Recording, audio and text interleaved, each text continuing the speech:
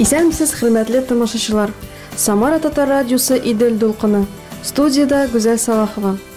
Самара шәһәрендә 17 февральдә 17 сәгатьтә Халыклар дуслык йортында Маңлы Шишмә бәйгесе булачак. Шул тарафтан без студияга бәйрәмнең оештыручысын Фәрхәт Сабирҗан улы Мәхмүтовны чакырдык. Ул безгә шул бәйге турында сөйләшәк. Исәнмесез, Фәрхәт абый? Хәерле көн, исәнмесез. Бәйгенең эштәлеге нәрсәдән тора һәм нинди формада узачак? Бәйгенең эштәлеге менә бу бәйге дигәч ярыш булачак, булырга тиеш. Караоке конкурс дип атыйбыз без аны, караоке бәйгесе. Экранда текст бара, текстка карап җырлау, җыр бәйгесе була бу. Эштәлеге шул.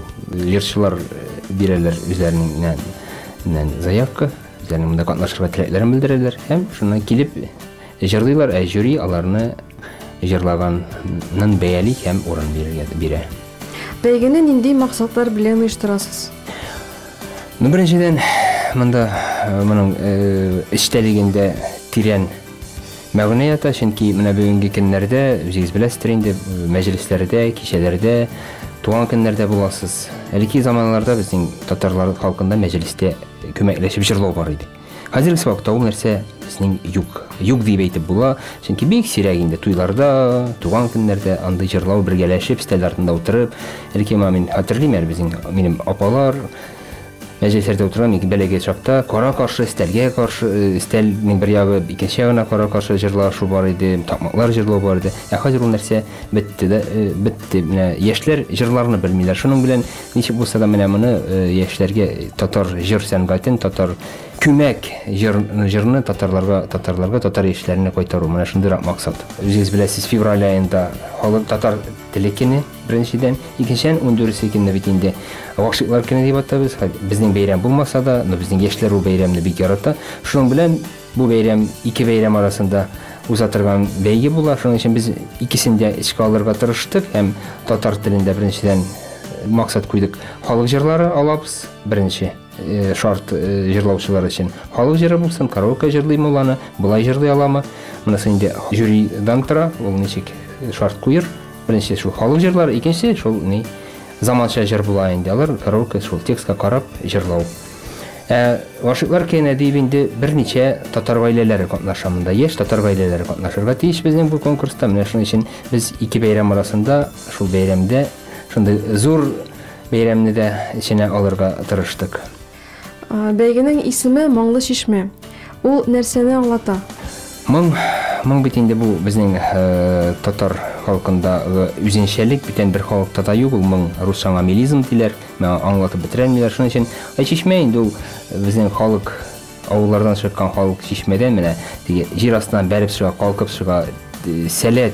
Менә шуның белән икесен бергә бу бер метафора булып килә инде Маңлы Шишмә шулай. Халыктан чыккан тавыш, үзенә бер төрле образ белән, шуның өчен матур исем.